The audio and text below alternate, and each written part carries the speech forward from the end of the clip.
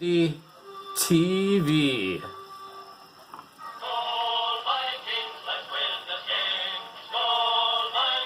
And this is my Minnesota Vikings season 2017 week number 3 recap of the game against the Tampa Bay Buccaneers that was on Sunday, September 24th.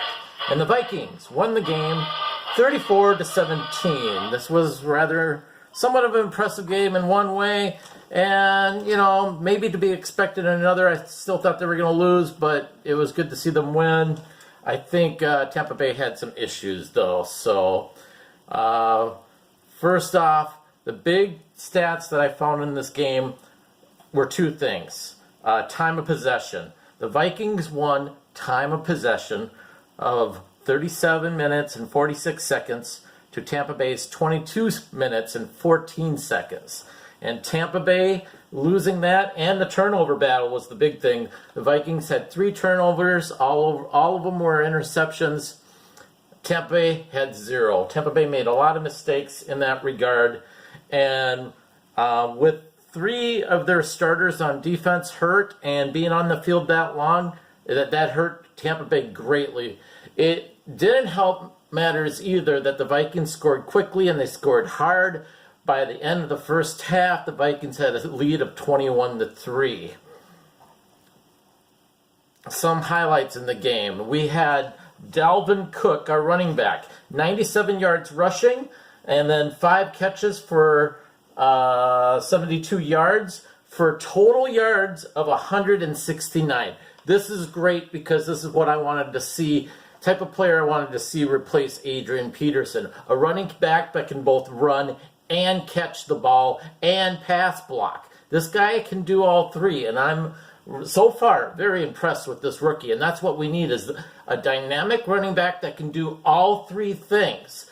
That's if in order for running backs to succeed in the league, they need to do all 3 of those things or to be a really good running back. So I think that was a big weakness Adrian Peterson had, and I'm hoping that this guy will build up off of that. And he also had his first touchdown of his career in this game. Number 17, Jarius Wright only had 9 yards for 2 catches, but he did catch a TD pass. And Stephon Diggs, number 14, he led the team with 8 catches for 173 yards and 2 TDs. Very impressive. This guy is improving every day. I like this guy. And then Adam Thielen, number 19, he had 5 catches for 98 yards. He's moving. He's a young receiver. I'm liking these young receivers. They're developing really well, and we got a young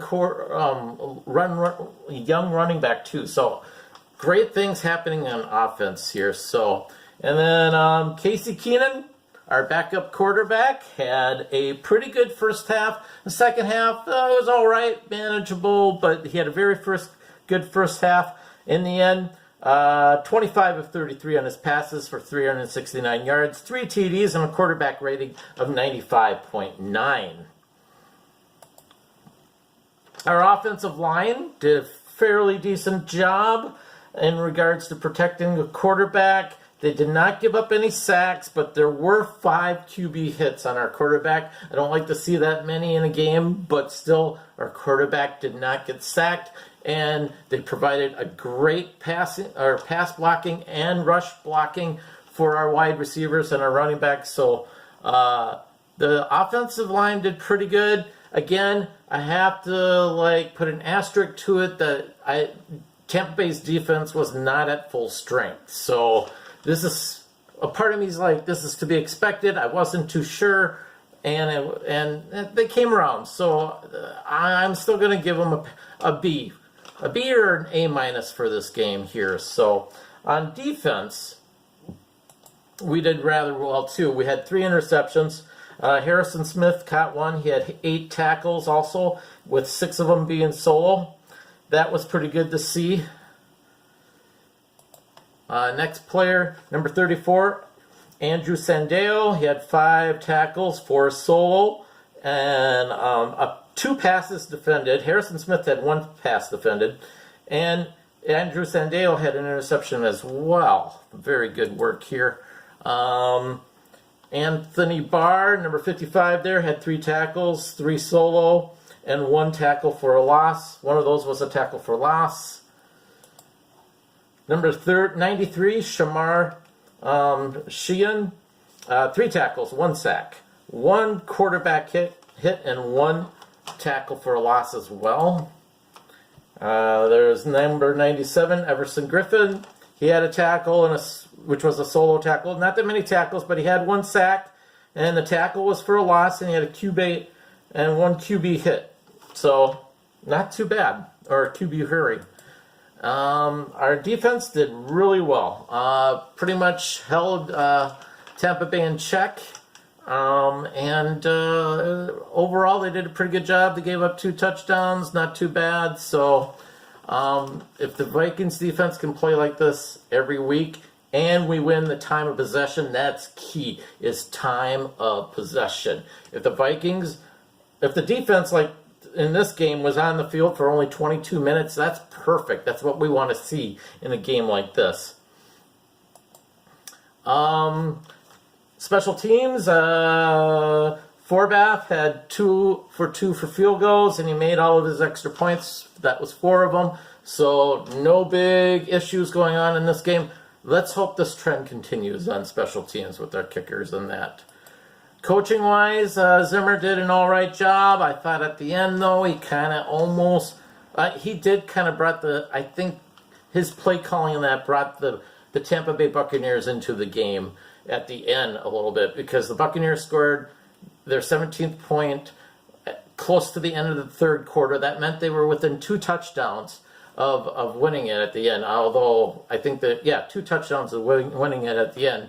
And then when the Vikings got the ball back, there was one time we were at the 1-yard line. We couldn't get in for a touchdown. We settled for a field goal. That was disappointing. That should have been a touchdown. If I was a coach, I would have gone for it on 4th down and scored that touchdown. And then there was another point in the game late in the 4th quarter.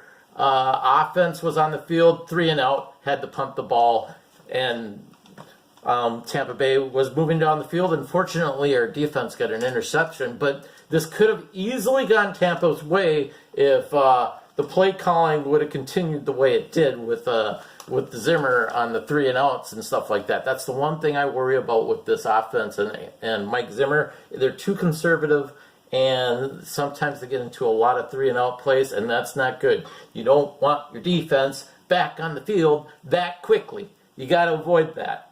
So overall, the game was entertaining. This is my last picture of the coach, but the game was entertaining. I was fundraising at the game, so I only caught bits and pieces of it on the TV, but it was very interesting. The Vikings are 2-1, and not what I predicted for the season. I thought they'd be at 1-2 at this stage, but it's a pleasant surprise. So I will talk to you guys on Saturday with my week number 4 Minnesota Vikings prediction for the game coming up against the Detroit Lions, and I will talk to you guys later. Bye.